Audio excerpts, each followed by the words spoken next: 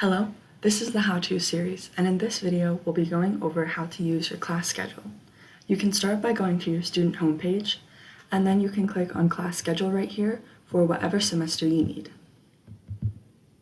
It then routes you to the main page where it has all the courses available, and it organizes them alphabetically for us. However, that can be pretty tedious to use unless you know exactly what course you're looking for. So over on the left-hand side, you can go through all these filters to narrow down the options that you're seeing. I'll start with general education, and then it shows me all of my options. And let's say I'm looking for a humanities credit. Now when I click on that, it's only going to show me courses that complete a humanities credit for me. And you can always check that by looking in the right corner here. So it tells me HF. And then the reason it also says FF, which is fine arts, is because it actually double dips in those credits, which is super helpful. Moving on to some of the other filters is when I go to class sessions and it says first half and second half. What it's talking about is it takes all the material from a class that lasts a semester and it condenses it into either the first or second half of the semester. So always bear that in mind if you were looking at the class sessions. Another one is other course attributes, and these are optional programs that can accompany your major here at the U. And if you were to need any courses for these programs, then you could come and you could click on one, for example, as honors or LEAP, and then you would have the option of looking at those courses. Alright, so now I'm going to go over a class that everyone will need to graduate. So I'll click on W and then go to writing. So up here right at the top, you can see that this is the departmental advisor, and this is where the advisor's office would be located, so you could reach out if you had any questions. And then right here is the departmental notes, which can be important if you have any questions about taking a writing class. So now we'll skip to classes that count for credit, which is classes that are 4 numbers, and we'll go to Writing 2010. So this course is Writing 2010, which is what you need to fulfill your writing credit here at the U, so everyone will need to take it. I'll go over what all of this information means. So first we have what the class is. It would be your Writing 2010 course, and then right here is the class section, and there will be many sections for writing since so many students have to take it. Then next right here is the class number, where I've gone over in a different video how you can insert that to add it to your courses for the next semester. It's telling me that the type is in person, and then this is how many credits it would be, so it would be 3 credit hours. And then right here, it's telling me the days and times. So it would be on Tuesdays and Thursdays from 7:30 to 8:50 in the morning, and then the location will be listed here if it is in person. And then right here, it's once again in that right corner, showing us what credit it marks off, and we can actually go and click on class details. It tells us a bit of information that we already knew, like how many credits it is. Right here, it tells us the enrollment requirements, and then it also has the requirement designation, just not abbreviated. So writing requirement 2. And then right here is a description for the course if you wanted to read that.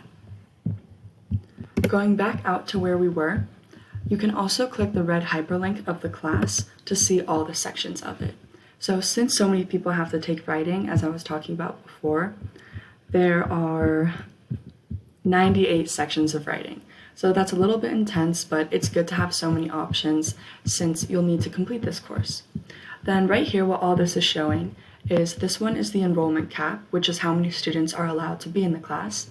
This is the wait list. This is how many are currently enrolled, and then seats available. So if I were to sign up for section 1 of the course, then I would be 7th on the wait list. So this is where you can come in and see where you would be relative to being enrolled in the class right away, or if you would be on the wait list. You can always come and check if there are any seats available for any of the sections, so you could go and look. Right now, since almost everyone just registered, it's hard to know if there are any available, but you can always come and check because sometimes people drop the course and then you have an option to get in.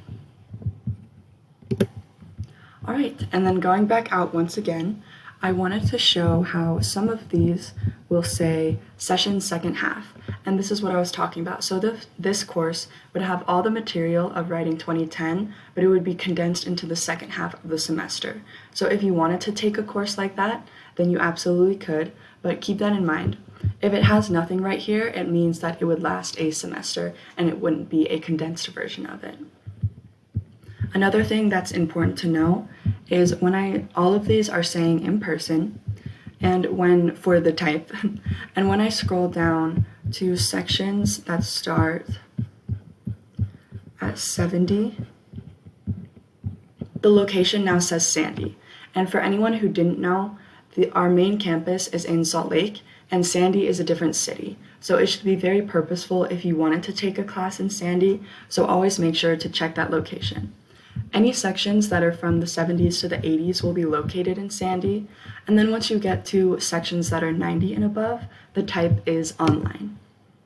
It'll always tell you that when you're going to your courses, but it can be very important to just know that information from the beginning, so always look out for that. Also bear in mind that some courses are designated for specific programs, so just make sure that you read the description and know all that you need to know about the course. One last thing is that in another tab for class schedule, when courses have an instructor designated to them, you can click on the red hyperlink and it'll take you to a system that they've set up that tells you a lot about them. So it tells you their information, how you can reach out to them, which is really important if you have any questions about the course. It also sometimes has the current courses that they're teaching, so then you can see if you like the professor, then you can take more courses with them. You can see a bit about them, anything extra that they have, and sometimes professors will even include research opportunities that they're doing. So right here it says research, service, so always come check this out if you want to know more about your professors here at the U. That's the end of the video, and good luck navigating class schedule.